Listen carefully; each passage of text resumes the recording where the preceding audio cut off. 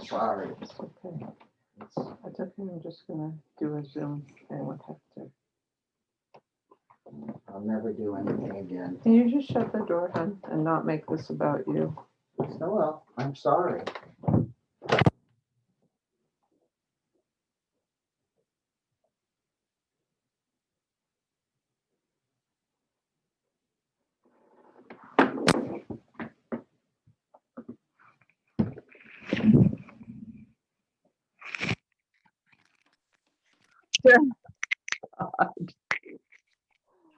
Oh, I'm so sorry. That's okay. It was just one of those, whatever. I've only used StreamYard on other people. Sid uses it all the time, but it just did. I couldn't find the waiting room. Está bien. That's very good. We're here.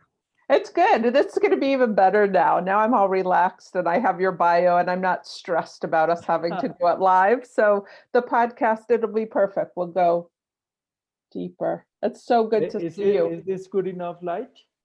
We don't need the light now because it's going to be just turned into the audio, into the podcast. Perfect. Okay. Okay. And you want me to record it anyway? Please. Okay. Okay.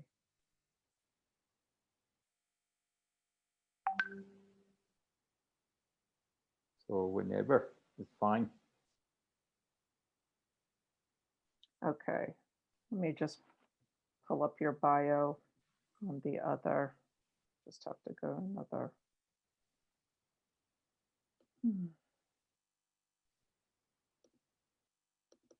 It feels so Mercury retrograde-y. I haven't had a tech glitch like this in a while.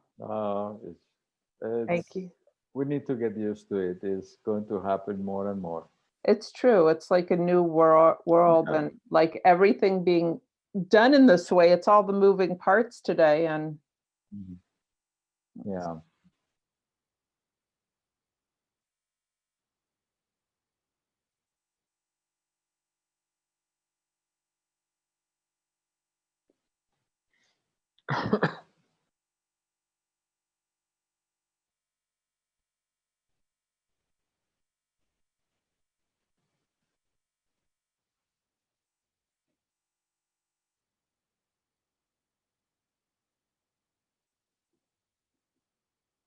Hector, do you mind just sending me your bio so I'm not trying to go through all of this again? Did I send you one? You before? did. Yeah. Okay. So let me see.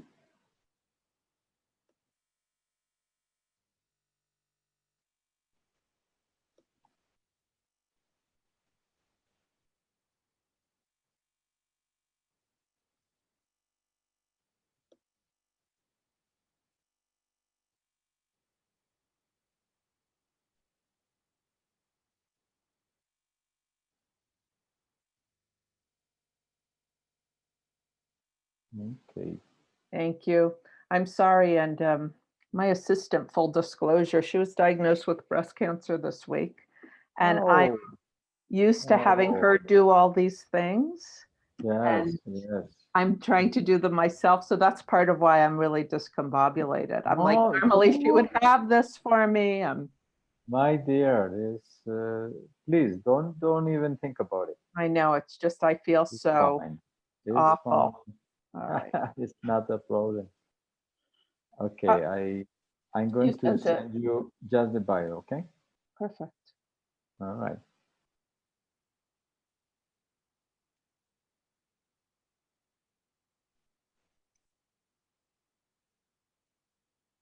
So is she okay with that?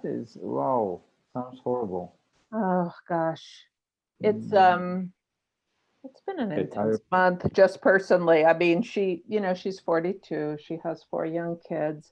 I'm noticing, Hector, I mean, my daughter's father died last month, and a very dear friend of mine who I wrote about, Joanna Harcourt Smith, who was with Timothy. A lot of people are leaving right now.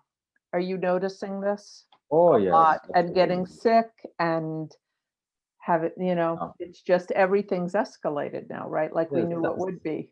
Sunday, I did a ritual to help a family bury the ashes of their mom in this beautiful piece of land because they are not Catholic, and here there's no other option. Wow. And then it was so beautiful. They So were beautiful. so happy.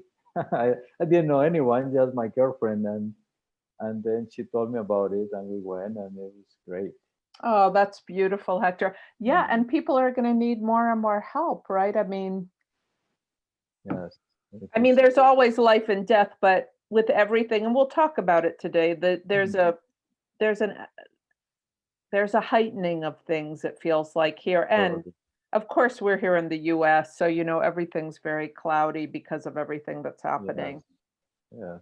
All right. Okay, now we're ready to do this. So I'm turning mine on as well.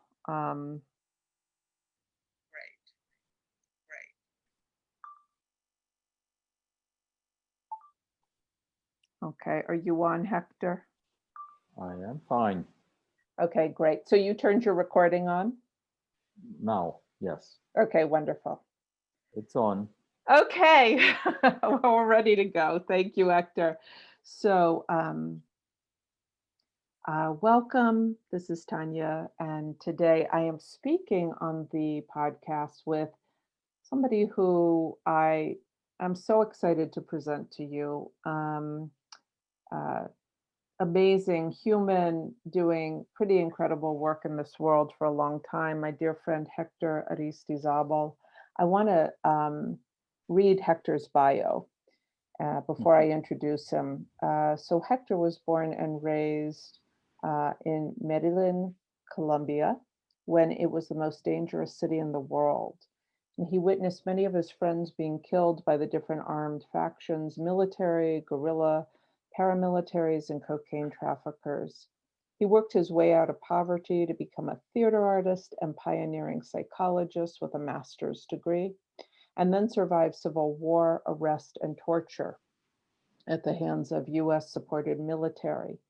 In 1989, violence and death threats forced him to leave his homeland. And in exile in LA, Hector struggled to overcome rage and his desire for vengeance and to channel these energies into constructive social action. For years, he worked as a therapist and developed original plays with immigrants, torture survivors, incarcerated youth, gang members, people with AIDS, HIV, and people in hospice. And in the year 2000, he founded Imagine Action to help people tap into the transformative power of theater in programs really all over the world, throughout the US, Latin America, Europe, Africa, the Middle East, and many Asian countries. He has worked mostly in war-torn and post-conflict zones, using theater as a laboratory to explore alternatives to conflict and as a form to design healing rituals. In 2017, he returned to Colombia, inspired by the peace agreement between the FARC guerrilla and the Colombian government. So he returned to his native country to work in the reconciliation process. He is now part of the project Recontando, which accompanies the Truth Commission using deep ecology, theater, and ritual work to work with victims and ex-combatants in the complex task of clarifying the truth, creating spaces for reconciliation, and imagining the conditions for the no repetition of the violence. Hector was honored with the prestigious, I'm going to let you say this, but Otto Rene Castillo Award for Political Theater. And he is the co-author with Diane Leffer of the book, The Blessing Next to the Wound, a story of art activism and transformation. And his solo biographical show, which is what brought me to your work, Hector, Nightwind, narrates his personal experience with torture and the torture and assassination of his brother, Juan Fernando, and it's toured in over 150 cities in 54 countries.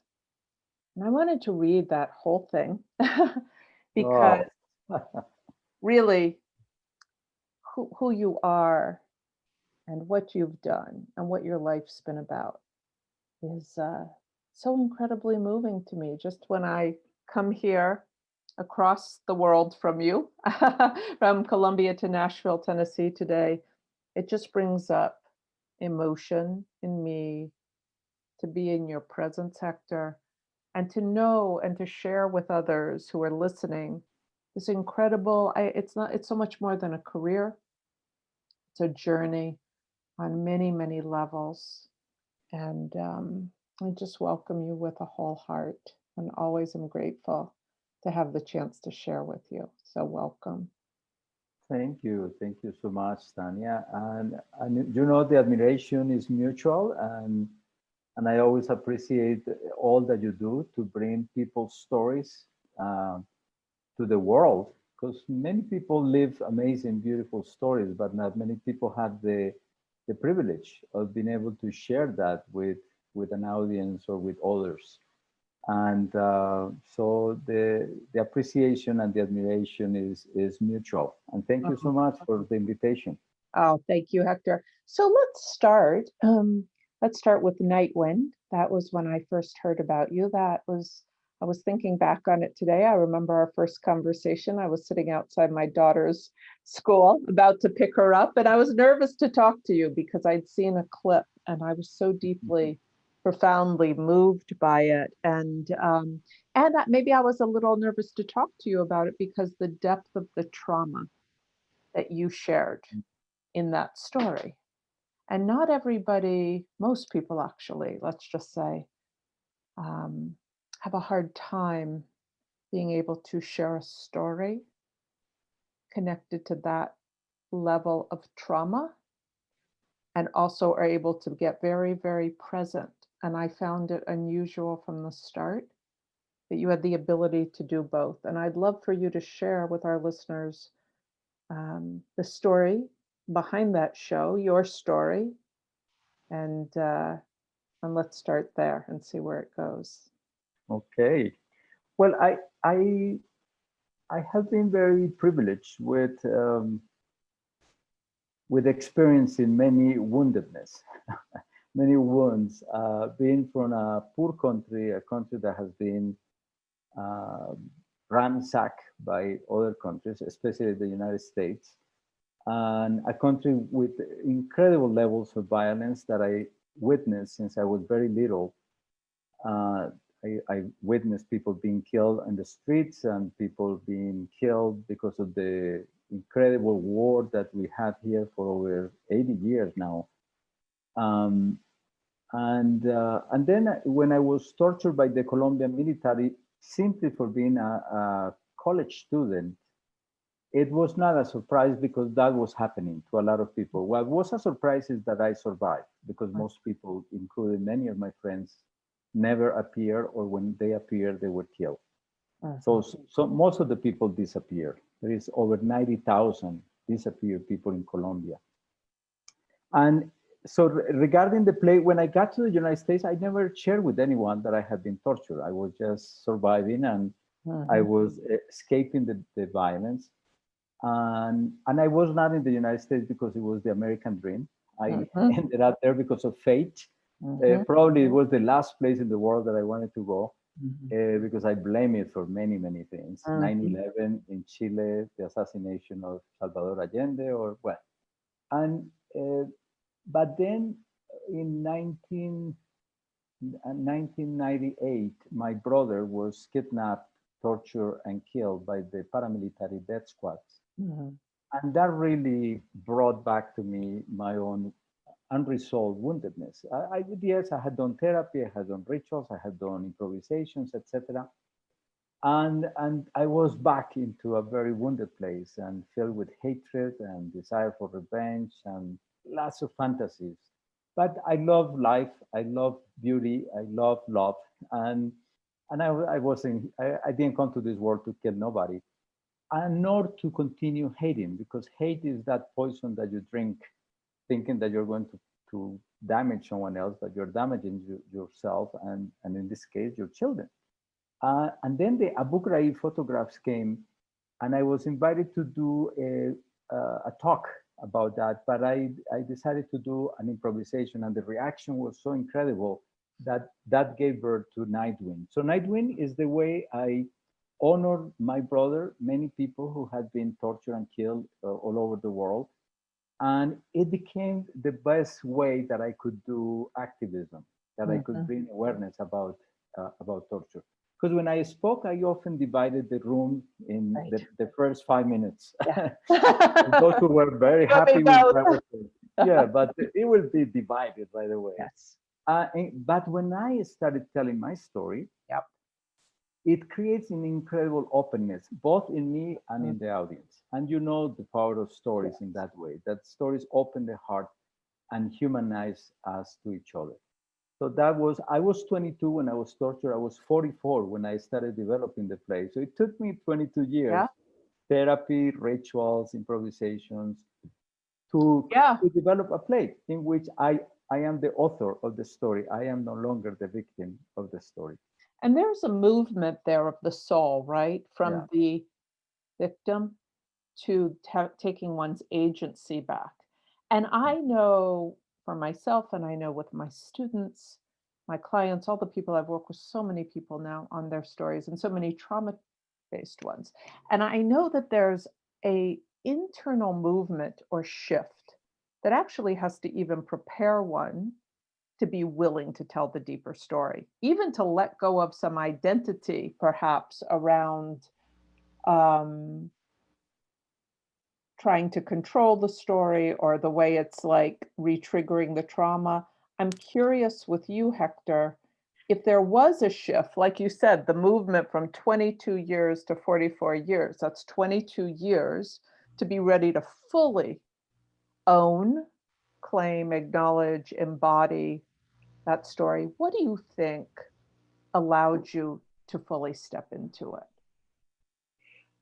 I think that each person has their internal resources, and those internal resources are awakened when we go to traumatic events.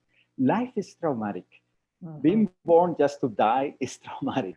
In fact, most of us deny that. We know for a fact that it's happening so far to everybody, and yet we deny it, we fear death. And I feel that takes us away from living life fully. And society has given us very few real tools to deal with the things that happen to us, the ordeals that happen to us. Humanity used to use ritual because every ritual is a way to symbolize the death of things that end and to give birth to the new things, to symbolize stages in life, to symbolize you are no longer married, you're now divorcing, the birth of a child, the death of a person, the transition from youth to adulthood, or from adulthood to elderhood, etc. It was amazing how communities used to learn that humans go through all these changes, and they used to live it outside in a beautiful way through very symbolic means, which were rituals, and came from the observation that they have of nature, the changes in nature, the fact that in nature, life and death coexist. They are everywhere. And actually, life comes from death. When a tree falls into the ground, an animal dies, the mycelium comes, extracts what is still alive, and creates new life from that. I feel our stories are the same. The mystery of our lives is to create meaning of the things that happen to us, not to become victims, because no one is a victim. No human being is a victim.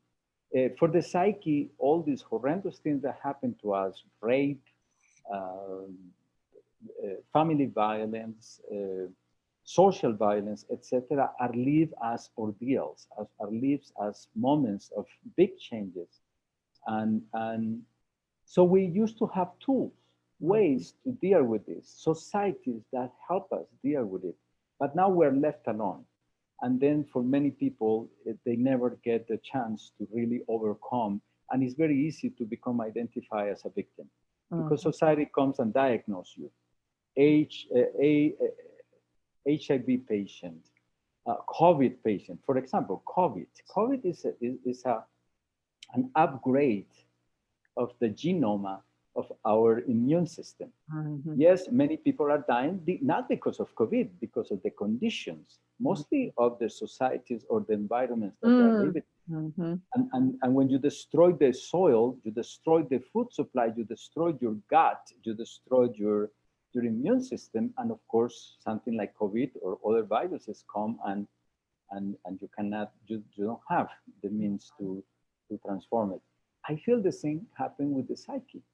When you don't have a community that supports you, when you don't have a lot of love, when you don't have other experiences teaching you, then comes an overwhelming experience, and it creates trauma. But most human beings are born into a matrix of trauma. And I'm very happy to see that lately, the idea of collective trauma is becoming more and more talked about in the discourse of the world, in the imaginary of the world. There's a project called the Pocket Project, and Thomas Hubel, that has done 2 amazing encounter summits with people talking about collective trauma.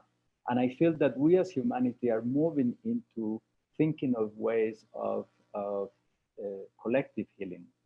And I feel that all of my life has been trying to heal myself in working with others, and then finding ways to help each other transform and transmute these experiences. We are not all ready for that. And it takes time. Yes. 20 years ago, I would not talk to you like this about my torture. I would not even want to talk about it probably.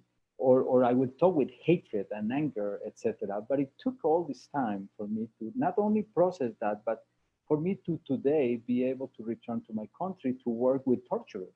Which is just incredible, Hector. I mean, it really is. That movement, right? You're doing it personally. You were tortured. Your brother was killed by torturers. When I met you, too, you were working a lot in Gaza, in occupied Palestine, which was a big passion of mine. I wanted to go there. It didn't happen.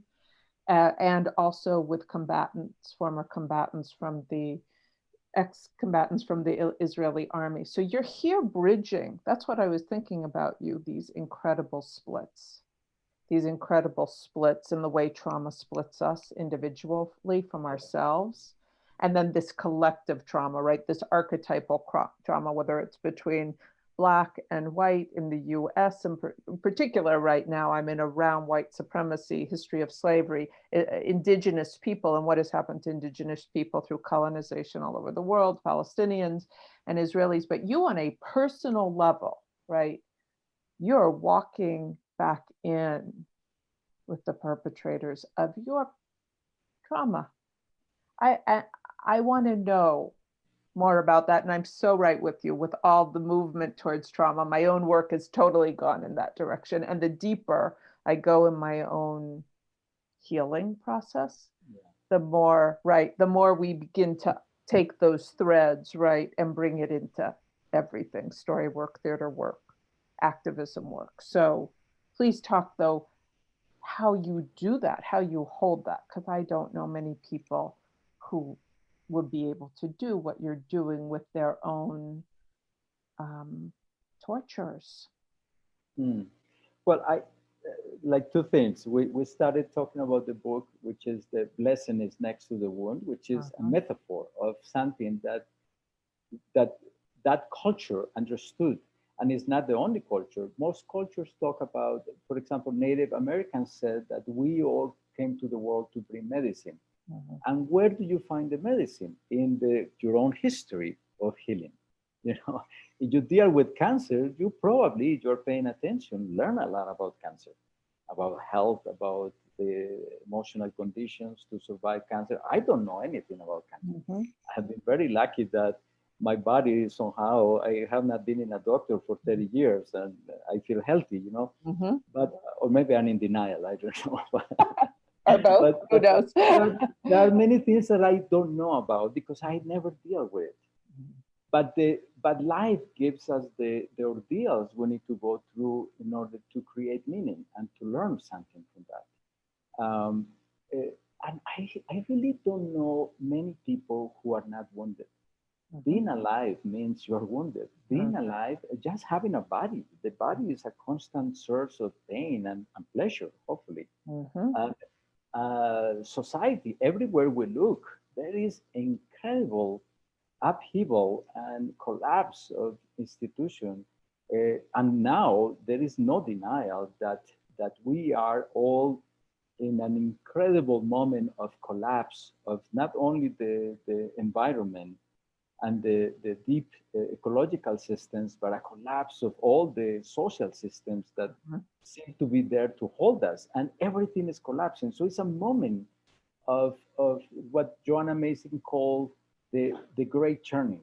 It's a moment of incredible collapse and incredible tragedy, but also incredible opportunity. So when we live our lives and we don't feel as victims, but we know that we have to survive, and then we learn to create meaning, we can end up finding some kind of medicine. So what helped me in my process was obviously therapy and my interest in rituals and my use of medicinal plants, ayahuasca and others that helped me go through that hell and come back, and also my use of art. Art is the name we give today to ritual. And ritual is the place where we experience what we need to experience. But we don't experience it alone. We experience it with other people in ritual spaces. And for example, I worked for many years in war-torn countries. But what I didn't know is that somehow I was training myself to do the work that I'm doing now. Because when I was in Rwanda with Hutus and Tutsis, after that horrendous history that they have, not only the genocide, the killing of a million people in 3.5 months in front of the whole world and using machetes, that was unbelievable. But then I would look at them, the Hutu and the Tutsi, and say, who is who? Who is who? When I was in Northern Ireland, where I did many, many years of work with both communities, and I would look at them and say, who is who? Who is the Catholic and who is the Protestant? You know? Yes. And then I realized that when I came to Colombia, I could say the same. Wow. Who is the guerrilla fighter? Who is the paramilitary? Who is the military? Who is the person working for the mafia? And then see that most of them were poor people, were peasants, were people forced by their circumstances to enter into a war that was not their war, to enter into that war to kill each other. And literally, many of them were brothers. Many of them were brothers. And then I was able to rehumanize myself by rehumanizing them and understand how lucky and privileged I was that when I was wounded, I didn't go take a weapon to kill people. I went to therapy, I went to do theater, I transformed into characters. I had other means to process things. And perhaps that helped me stay alive, and that helped me eventually learn to forgive them and to forgive myself through understanding their circumstances, through understanding that they too are human. Well, it's archetypal too, what you're talking about. The story pulls you back. You see this in Northern Ireland. You know, you see this in Israel, Palestine. You see this everywhere in the world. Who is who? Who is who? And so, like, again, the bigger story lens, that this is part of the cycle of humanity. It sounds like you were able to actually really integrate that, not just know that.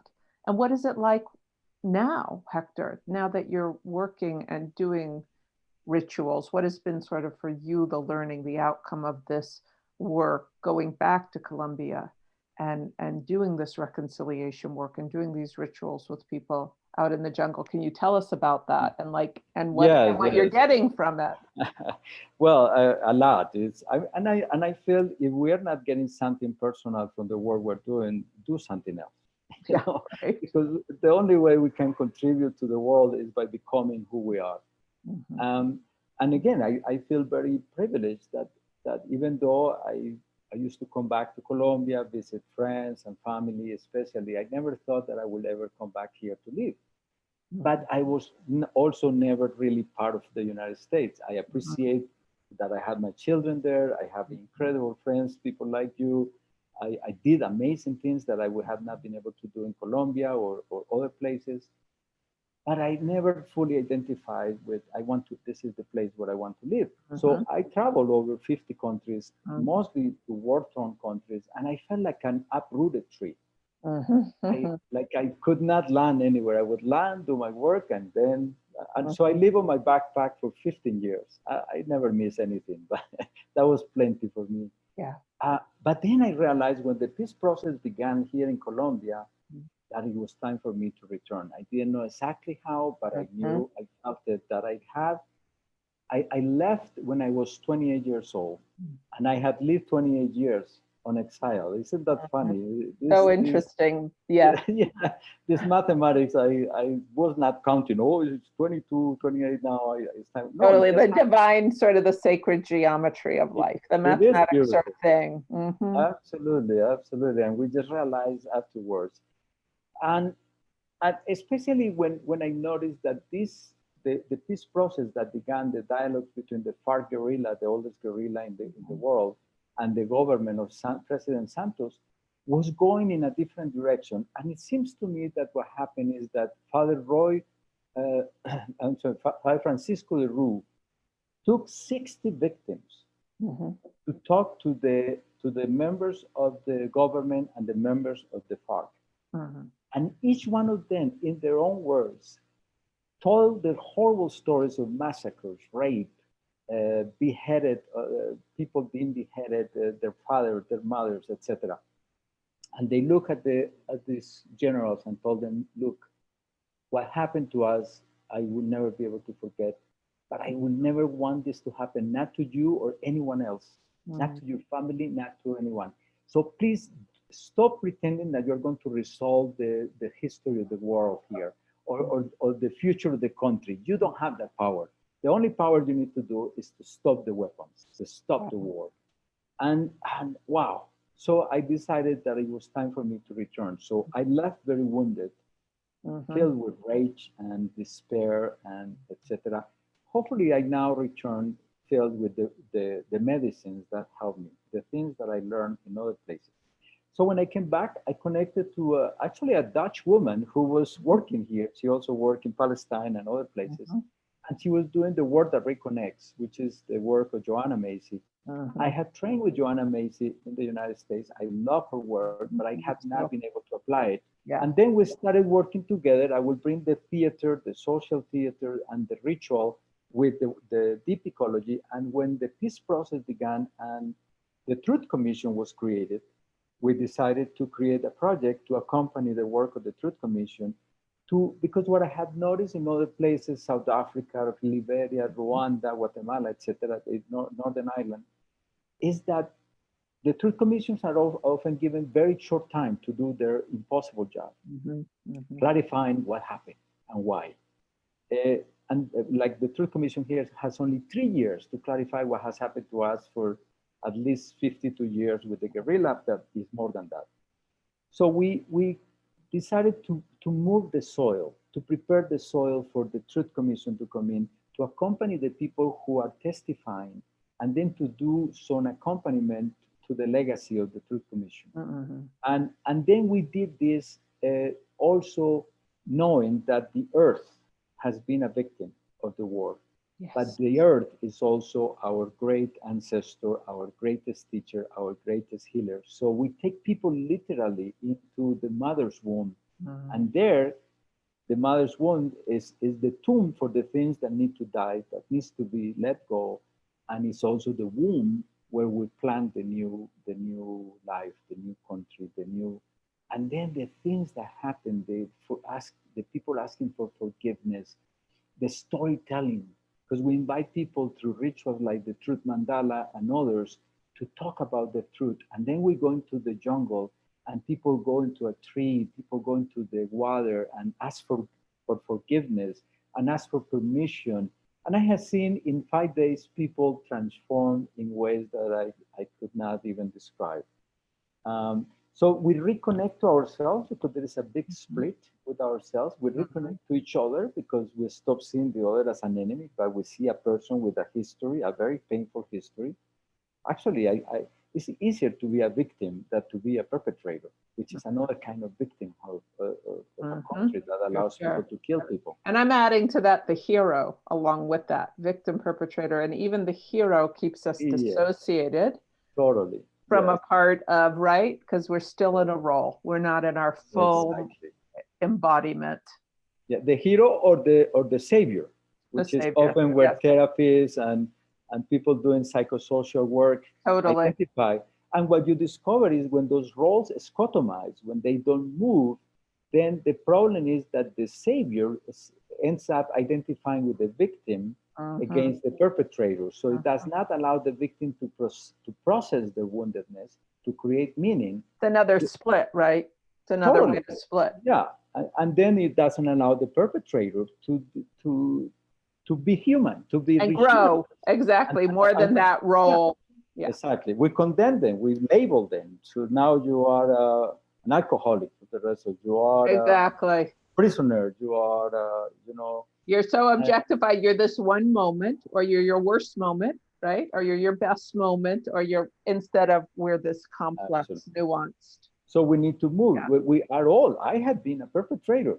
Yeah, the we difference all is that have I did it in my mind. Sure. I did it in my Of mind. course. I did it in my writings, in my improvisations, in my books, or so I didn't have to kill anyone. So we can, but we can empathize with it if we go deep enough, right? And it takes a lot of humility, though. And the world keeps us afraid to show all the facets of who we are. I mean, that's the conditioning that you're deconstructing. And I love, Hector, what you're saying about the mother as the great mother, the earth as the ancestor, not just our familial ancestors, not just the splits with other humans or even in ourselves, but our split with our own mother, the ancestor, the earth, and bringing people back into that just sounds, I mean, I love Joanna Macy's work, but what you're talking about, the energy behind it, taking people actually into that relationship in this very deeply embodied, and it sounds like ritualized way. Yes, yes. That's what the project is called Reconectando, which is reconnecting, is remembering that we are earth, that we are nature. We were told this story like 500 years ago that humans were separated from nature. We were more powerful, we were stronger, more connected to God, etc., etc. And nature was at our service, so it became an object. We objectified nature, and that's why we had destroyed almost in less than 300 years.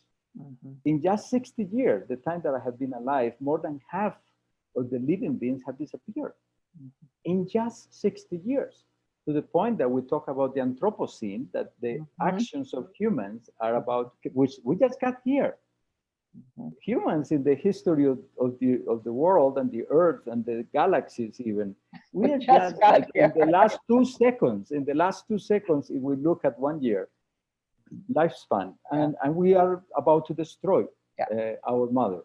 And then the other split is the split men for women, and men on top of women, men more powerful than women, and the split from the left brain from the right brain. So the logos from the mythos, the logos from the intuition, which is where the muse that we worship, which is these other ways of looking at life and the world. So it's incredible to be able to work with people and reconnect them in this embodied way to who we really are, and to the fact that we need to regenerate life in ourselves and in the natural world, in the ecosystems, or we have no future. We are not leaving anything to the next generation. And the other beautiful part is that when I came back, I moved into outside of the city. After flying all over and living for months in airplanes, 30,000 miles, 30,000 feet above, I ended up in this piece of land, and now I have planted over 100 trees. I feed 17 kinds of birds. I am the luckiest. And this pandemic, I now growing my own organic food. Oh, beautiful. So I eat my own salads. And I can't believe, and I'm saying this, because I can't believe it took me over 50 years to come back to this, which is what I saw my father doing. To your home, your deep home, your family. I'm growing roots under my feet. I just got a little dog, and I'm completely in love with this. So yeah, we need to return. to nature. We need So to go along. beautiful. So beautiful. I mean, I'm right there with you. One thing I would like to ask you, just from your, I mean, what you're walking out, none of us know, right? None of us know the statistics in terms of the climate change now. It's catastrophic. We are looking at mass extinctions every day. We talk about the mass extinction as if it's not already happening, right? It's just we humans are so self-narcissistically centered. I mean, every day species are going extinct. 200 species every day. Every day. Mm. So you and I have children, you know, we have our own children, and you know, the heartbreak, the for the planet they're inheriting with everything that's coming. Do you have, I mean, I don't know if this is the right question, but I'm going to ask it anyway. Do you have hope for, I know the earth will survive. We all know the earth will survive. Do you have hope, Hector, still for humans to come together and reconnect and heal the splits, internal and external, that will be necessary to shift the trajectory that we're on collectively in this? It's not even a visible thread of time that we could potentially change that narrative. And what are your thoughts on that, or even the question itself? But obviously I don't have the answer, but I can tell you what keeps me getting up excited every day. And actually it might sound paradoxical, but I think COVID-19, the coronavirus, has been a gift, unlike any other gifts that the earth has given us. Mm-hmm. And it's not so much the virus, because we are 53% viruses, our mm-hmm. bodies, and mm-hmm. bacteria and fungus, and we are made out of all of that, but we are an incredibly rich ecosystem that has taken billions of years to evolve. Mm-hmm. But the way we have reacted to the virus has showed the world, first of all, how interconnected we all are, mm-hmm. because what mm-hmm. happens to you will affect me and vice versa. Mm-hmm. What happens to humans is affecting the natural world and vice versa.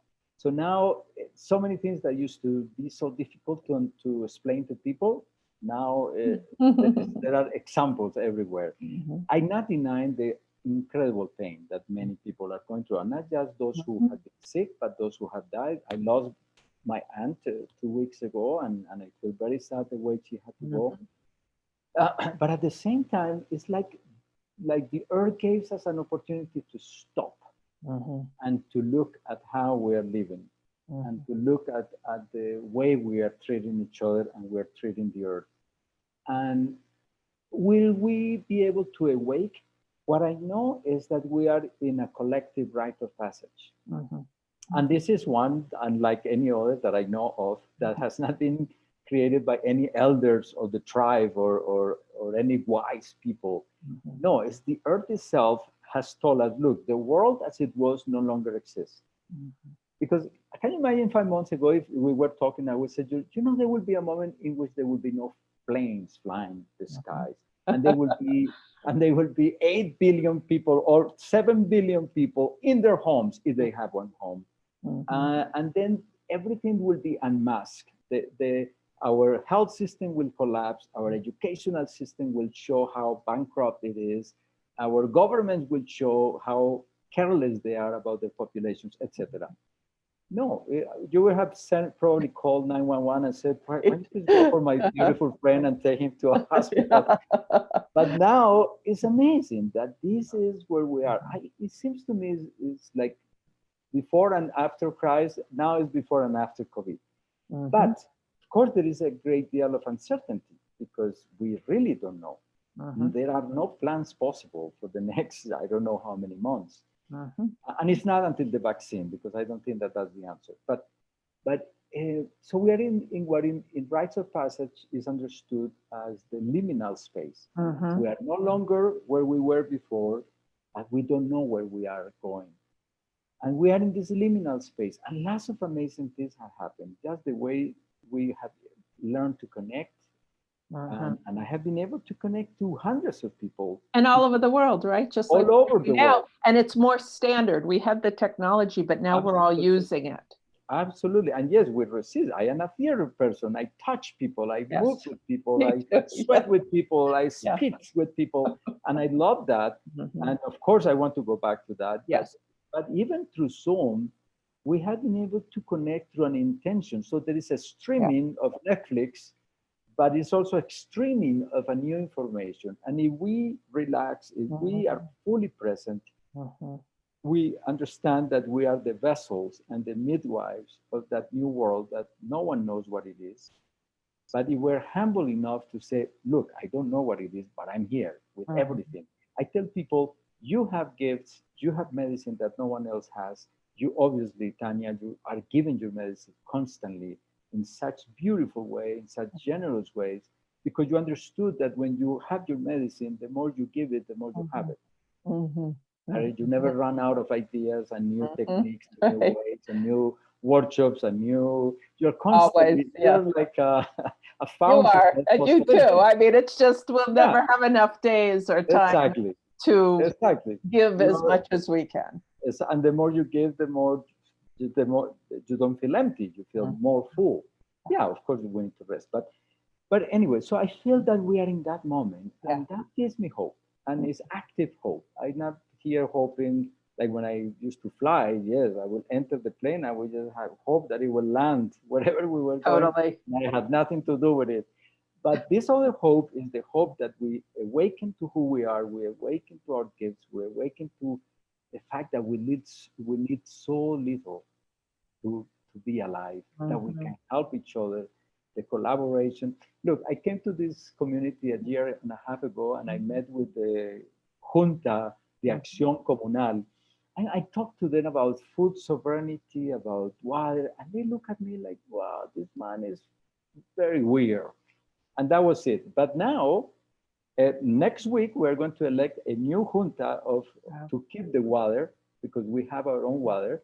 I already had all the information on how to purify it, how to sustain it.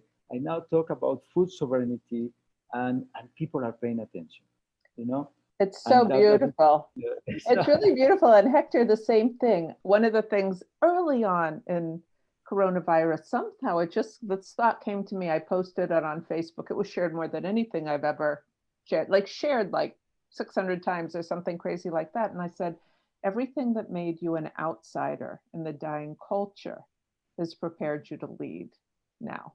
And all the things, all the ways, those of us who have been marginalized for whatever reasons, whether it's our nationality or gender or race, or internally ways, the way the artists who have stayed truer to the healers to a more a deeper earth-centered path, all of the things that made us weird, holistic medicine, alternatives, midwifery, I mean, all things, herbalists, all of the people, shamans, all of these things that have marginalized from what was considered mainstream culture. Now everybody's hungry for them. So there's a flip to me in power.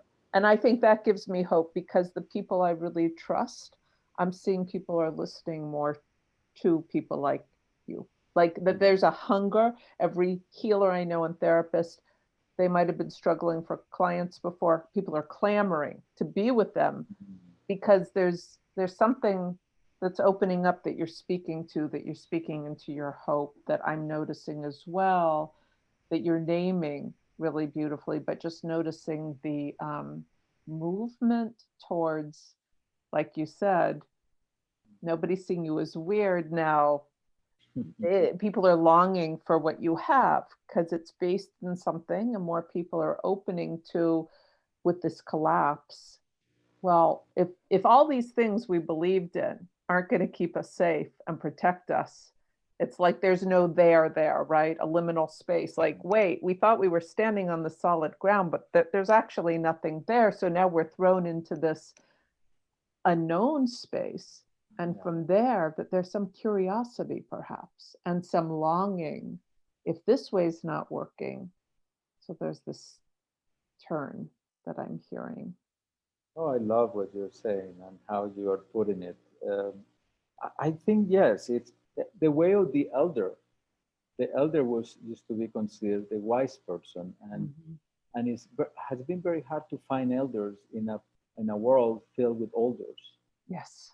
Because olderhood and elderhood are completely opposite. Olderhood leads to decrepitude, to losing who you are, not knowing who you are, having no role in life, retiring.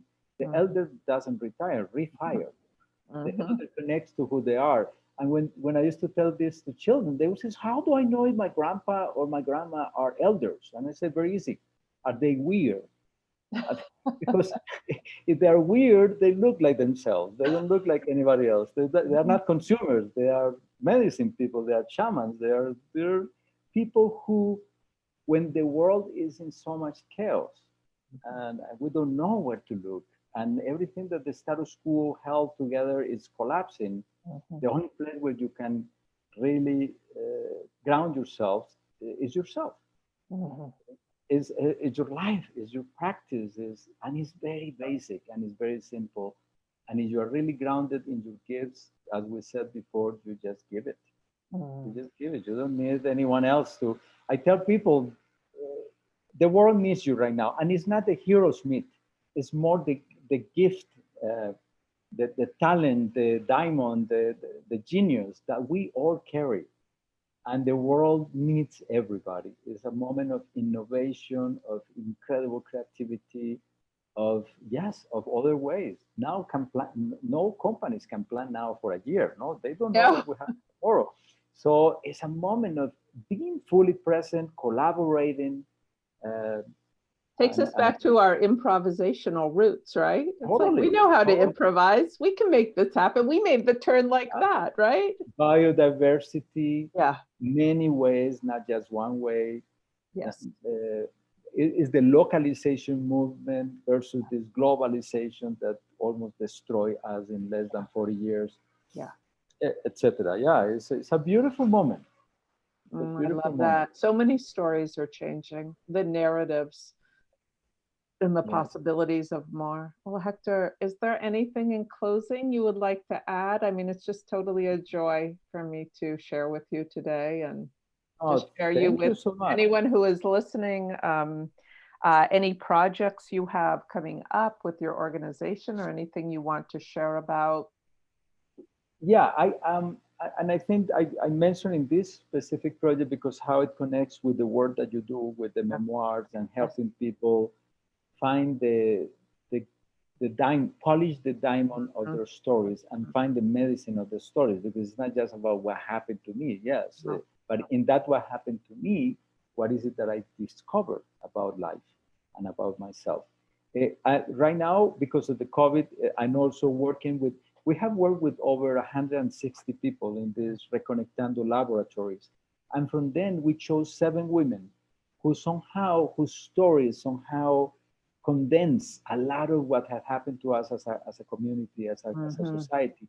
So I'm developing a theater of witness project. And in theater of witness, people tell their own stories. So through deep listening, I work with them in writing their own story, and then we come together in nature to write the play together. And that play we're going to share with other people to hopefully create spaces for social dialogue. Because imagine, because the women are an indigenous woman that is the earth. She's the voice of the earth, and she's funny, and she dances, and she's an amazing woman. There's an Afro woman, Afro-Colombian, that has witnessed 3 massacres. She adopted 17 children that she found in the midst of the war, people from other people. I mean, a poor woman, I mean, to say that is a poor woman is ridiculous, because imagine the capacity that she has. Unbelievable There is a young woman who is LGBTI that was going to be killed by the paramilitaries, and she said, I have AIDS, so they took a broom and penetrated her, but she is so incredibly beautiful. There is a guerrilla woman and a paramilitary woman. There is a woman who was in a place where a bomb was placed by the FARC, and she was paralyzed for 7 years, and now she works with victims and FARC.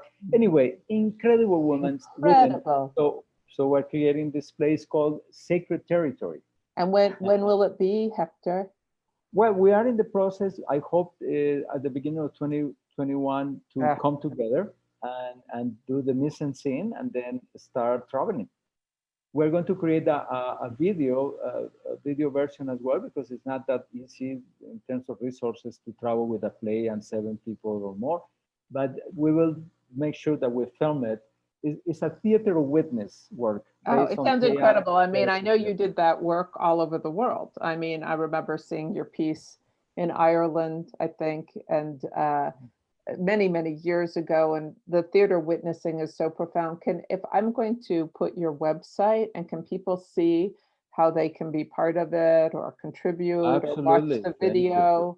Yes, yes. Yeah. And also Reconectando, let me give you the website. There are videos of all the encounters that we have had. Most of them are in Spanish, but some have English subtitles. So Reconectando. So this is Reconectando, and this is the website of Imagine Action. Perfect. Where people can find out more about other, because Imagine Action has become now this hub of social artists all over the world, because I was traveling everywhere and becoming a mentor to many young artists in different places. And this is how they're staying connected with you. So now they are, I told them I'm not going to continue with Imagine Action, and they said, well, you take it. You have no choice. I know, I'm too busy, but it's beautiful what they are doing. They're taking it all over now. Oh, that's so beautiful. Well, I just want to say we're going to put those in the links so people can see them with this podcast. And thank you so much for just being here with us today. I mean, there's so much medicine always in your story and your life. Thank you, Tanya, for all that you do and you give all of us. Oh, thank you. I love you. I love you. All right, let's end this. Let's end the recording. And your recording. Oh, that was. Yes, let me stop here. Oh, that was so wonderful to hear, and hear everything you're doing, Hector. Oh, thank you. It's joyful. It sounds amazing. So you're not doing any live things right now, because do you have restrictions in your city too? They are opening up slowly right now, but many people are very scared, and the kind of work that we do is so intimate, and that we cannot. The founders don't allow us to do it yet. But I hope by the end of January you'll we be will able to do it. But right now I'm doing the writing with the people, so I interview them via Zoom, and I already know them. So there's a lot of intimacy, and we're writing the story. Yeah, I stopped all solo shows because all the actors, of course, are out of work. They don't have money to work on their shows. They're not even working. So I'm doing all books now and finding it's wonderful. But, I'm longing to do a kind of solo performance as ritual class, but it's going to just be put on hold until, nobody's. And of course, here, everything with the US election. Wow. Unbelievable. We didn't mention that. We didn't, but I'm glad, I'm happy for you. I'm always happy for my friends who aren't in the States. Glad you're in Colombia, huh? Yeah, how's she doing? My daughter came to visit me for my birthday in March, and she stayed because of the pandemic.